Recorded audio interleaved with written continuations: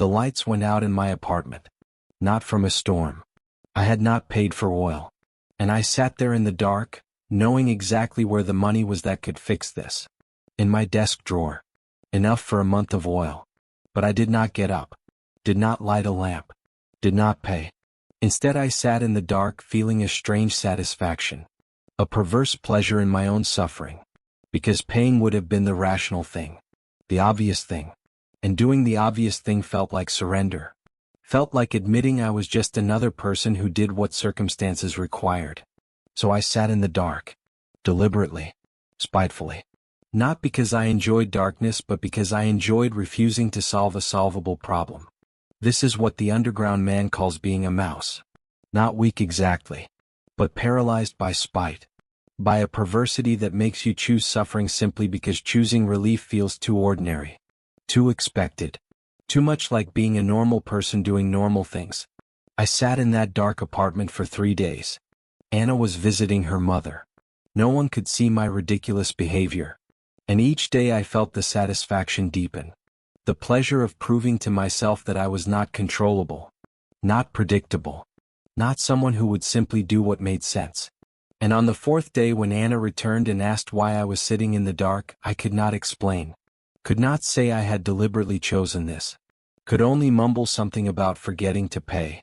And she paid immediately. Lit the lamps. Made everything normal again. And I felt rage. Not at her. At myself. Because her simple action showed how stupid my spite had been. How I had sat in darkness for 3 days proving nothing except that I was capable of pointless self-destruction. This is what I am going to tell you about today. Not simple weakness. Not inability to act. But a specific kind of paralysis that comes from spite. From perversity. From the desire to prove you are not a simple mechanism that responds predictably to circumstances. The mouse in the corner who has been insulted, who knows exactly how to respond, who can see the clear path to defending himself or solving his problem, but who does not act. Not from fear. From spite. From the strange satisfaction of nursing grievance instead of resolving it. From the perverse pleasure of watching your own suffering while knowing you could end it at any moment. Let me tell you about where this actually came from. Not theory. Experience. I was at a dinner once with other writers. One of them, Turgenev, made a comment about my work. Not cruel exactly, but dismissive, condescending. And everyone laughed. Not meanly, just casual laughter. And I sat there feeling the insult burn. Feeling humiliation rise. And I knew what I should do. Should respond wittily. Should defend my work. Should put him in his place with intelligence and charm. I was capable of this. Had the wit. Had the words. But I did nothing. Said nothing. Just sat there letting the moment pass. And after dinner, after everyone left, I replayed that moment 1,000 times. Thought of perfect responses. Devastating comebacks. Brilliant defenses. And felt satisfaction from these imaginary victories while the real moment remained a defeat I had chosen through inaction. This is the mouse. Not lacking ability. Lacking the will to use ability when it matters. And the strange part is the satisfaction. The pleasure of replaying the insult. Of nursing it. Of keeping it alive and feeding it with imaginary responses that grow more perfect each time but never happen in reality. The mouse prefers this. Prefers the rich internal life of imagined revenge over the messy actual life of real confrontation.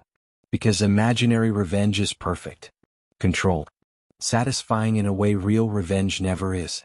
And the mouse, over time, becomes more invested in the imaginary life than the real one. Becomes someone who lives primarily in their head, in their reactions, in their endless analysis, while life passes by unremarked and unchanged. I want to tell you about a specific pattern I noticed in myself. When someone wronged me, when I had clear justification for anger or defense or confrontation, I would do nothing. Would smile. Would be polite. Would let it pass. But inside I would be composing speeches. Writing letters I would never send. Planning confrontations I would never have. And this internal activity felt like action. Felt like I was doing something. But it was not action. It was the opposite of action. It was spite directed inward. The punishment was not on the person who wronged me but on myself. For being too civilized. too conscious, too aware of all the complications that the mouse sees and the man of action ignores. There was a publisher who cheated me, paid me far less than agreed. And when I discovered this, when I had clear evidence, when any reasonable person would have confronted him or taken legal action, I did nothing. Not because I forgave him. Not because I decided the money did not matter. But because confronting him would require admitting I had been cheated. Would require making a scene. Would require being the kind of person who fought over money. And I could not do this. Could not lower myself. Could not be ordinary in that way. So I let him keep the money. And spent months replaying the discovery. Imagining confrontations. Nursing the grievance. And this nursing, this keeping the wound fresh, gave me a perverse sense of superiority. I was too refined to fight. Too conscious to be simply angry. Too intelligent to respond like a normal person would respond. This is the mouse's logic. And it is not stupidity. It is something worse. It is intelligence turned against itself. Consciousness that prevents action rather than enabling it. The mouse knows what he should do. Knows it with perfect clarity. Can analyze the situation better than any man of action. But cannot act because action requires being unconscious in the moment of acting. Requires not seeing all the complications. Not analyzing all the consequences. Not being aware of yourself performing the action. And the mouse cannot stop being aware. Cannot turn off the watching consciousness. Cannot simply be in the moment without simultaneously analyzing the moment from outside. Let me tell you what happened with the publisher. Years later I needed work from him. Needed it badly. Was in debt. And I had to go to his office and ask politely as though he had never cheated me. As though the old grievance did not exist. And I did this. Went to his office. Was polite. Professional. Made no mention of the past. And he gave me the work. And I left feeling a satisfaction even stranger than the satisfaction of nursing the grievance. The satisfaction of having shown myself that I could control my spite when necessary. Could act practically when circumstances required it. And this showed me something. That the spite was not beyond my control. That I could choose to act when acting was necessary. But that I often chose not to. Chose the spite. Chose the paralysis. Not from inability but from preference. From the perverse pleasure it gave me. This is what makes the mouse different from simple weakness. Weakness is inability. The mouse has ability. Has intelligence. Has wit. Has options. But chooses not to use them. Chooses paralysis. And takes pleasure in that choice even while suffering from its consequences. The underground man describes this perfectly. He says the mouse retires to its corner, to its underground, and there it lives in its spite and its doubt and its paralysis. Not because it must. Because it prefers to. Because the corner is rich with consciousness while action is simple and unconscious and therefore beneath the mouse's dignity. I sat in my dark apartment for 3 days not because I lacked the money to pay for oil. But because paying would have been what a normal person did. What a simple mechanism did. And I could not be that. Could not be ordinary in that way. Had to prove to myself that I was not simply responding to circumstances. Had to maintain some sense of control even if that control manifested as choosing suffering over relief. And this is insane. This is genuinely mad behavior. But it is the mouse's madness. The madness of too much consciousness. Of being so aware that simple action becomes impossible. Of analyzing yourself so constantly that spontaneous behavior disappears. Let me tell you about another moment. I was writing and it was going badly. And I knew what would help. Going outside. Walking. Getting fresh air and movement. This was obvious. Any rational person would have done this. But I did not want to do the obvious thing. Did not want to be that predictable. So I stayed at my desk. Suffering. Unable to write. Unable to think clearly. But refusing to take the action that would solve the problem. And after hours of this, after genuine suffering from something I could have ended at any moment, I finally went outside. And immediately felt better. And hated myself for it. Because it proved that the simple obvious thing worked. That I was not special in my needs. That what helped everyone else helped me too. And this recognition, this admission of ordinariness, felt like defeat. This is the mouse's trap. The refusal to do what works because doing what works admits you are ordinary. Admits you are subject to the same simple solutions as everyone else. Admits you are not special. And the mouse would rather suffer than make that admission. Would rather stay paralyzed than act in ways that prove he is just another human responding to human needs in human ways. The spite is directed at himself. At his own needs.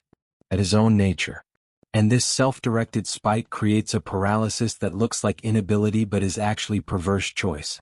Raskolnikov has elements of this. After the murder he knows he should confess. Knows confession would bring relief. Can see clearly that the paralysis of hiding is worse than the punishment of admission. But cannot confess. Not because confession is impossible. Because confession would require admitting his theory was wrong. Would require admitting he is ordinary. Would require giving up the sense of being exceptional that the theory gave him. So he stays paralyzed. Suffering. Knowing the solution. Unable to act on it because acting would require surrendering something he values more than relief. And what he values is the fiction of his extraordinariness. The belief that he is different. That normal rules do not apply. That he is above ordinary responses to ordinary problems. The mouse knows this pattern intimately. The mouse can see the solution to any problem. Can analyze it perfectly. Can explain to others exactly what they should do. But cannot act on his own advice because acting would require being unconscious in the way men of action are unconscious. Would require not seeing all the complications. Not analyzing all the consequences. Not being aware of himself acting. And the mouse cannot do this. His consciousness is too developed. His awareness too acute. His analysis too complete. And this development, this acuity, this completeness, these make action impossible. Turn ability into paralysis. Transform intelligence into spite. I think about Turgenev again. That dinner where he dismissed my work and I said nothing. And I realize now that my silence was not weakness. Was not inability to defend myself. Was a choice. A spiteful choice. Because responding would have been what he expected. Would have been predictable. Would have made me just another writer defending his work. And I could not be that. Had to be something else. Something more complicated. Something that suffered the insult silently but richly. That took the insult inside and nursed it and fed it and kept it alive rather than releasing it in the moment through simple defense. And this choice, this preference for internal richness over external effectiveness, this is what makes the mouse the mouse. Let me tell you about spite more directly. Real spite. Not anger that flares and passes. But cold, calculated spite that lasts years. That becomes part of your character. That shapes your decisions. I had a critic who reviewed my work harshly. Not unfairly necessarily. But harshly. And I could have responded. Could have written a rebuttal. Could have defended my positions. But I did not. Instead I wrote him into my novels. Created characters based on him. Gave them his mannerisms, his way of speaking, his arrogance. And then destroyed these characters. Showed their stupidity. Their shallowness. Their pretension. And this took years. Required patient observation. Careful note-taking. Deliberate construction. And gave me satisfaction no immediate response could have given. Because this spite was refined. Was sophisticated. Was the spite of consciousness rather than the spite of simple anger. But here's what I learned. This sophisticated spite cost me more than it cost him. He probably never recognized himself in my characters. Probably never knew I had spent years constructing elaborate revenge. While I had spent those years nursing the grievance. Keeping it alive. Feeding it. Making it part of my identity. And this is what spite does. It binds you to what hurt you. Makes you carry it. Makes you unable to let go, not because letting go is impossible but because holding on gives you something. Gives you a sense of control. Gives you rich internal life. Gives you the pleasure of planning revenge even if that revenge never manifests or manifests in ways that hurt you more than your target. The mouse retires to its corner not to escape but to brood. To replay. To analyze.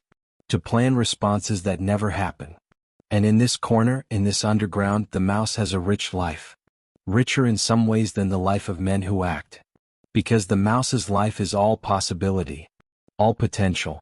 All perfect imaginary responses to imperfect real situations.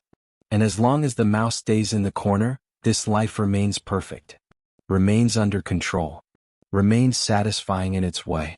But the moment the mouse acts, the moment the mouse leaves the corner to engage with reality, the perfection disappears.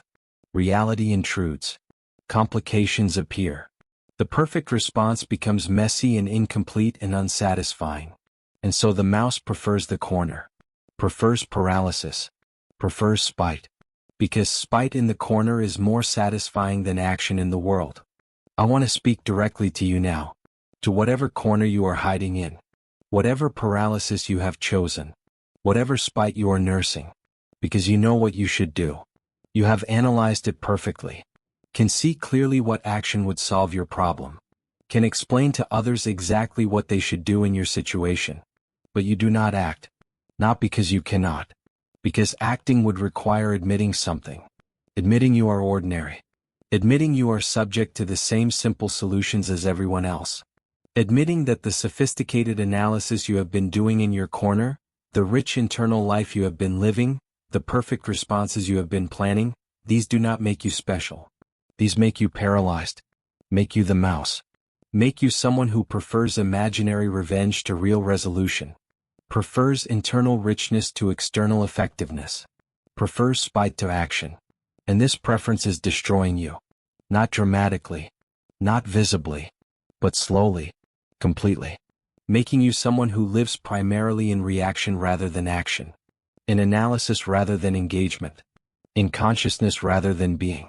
And this life, rich as it feels in the corner, is not actually life. It is watching life. It is analyzing life.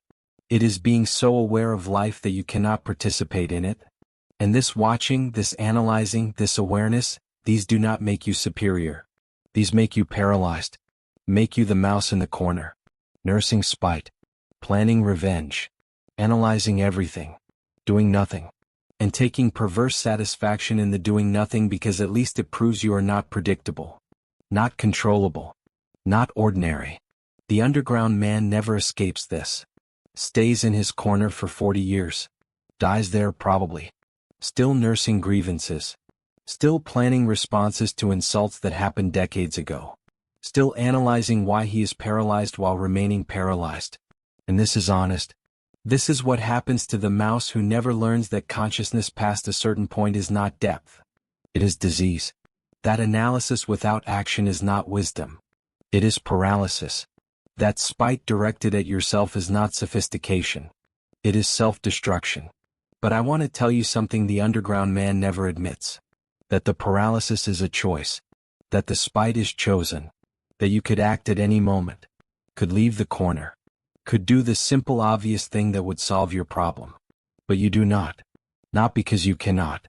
Because doing so would require surrendering something you value more than solution. And what you value is the sense of being special. Of being different. Of being too conscious, too aware, too intelligent to be ordinary. And this sense, this fiction of extraordinariness through paralysis, this is what keeps you in the corner. Keeps you nursing spite. Keeps you doing nothing while pretending that doing nothing is somehow more sophisticated than doing something.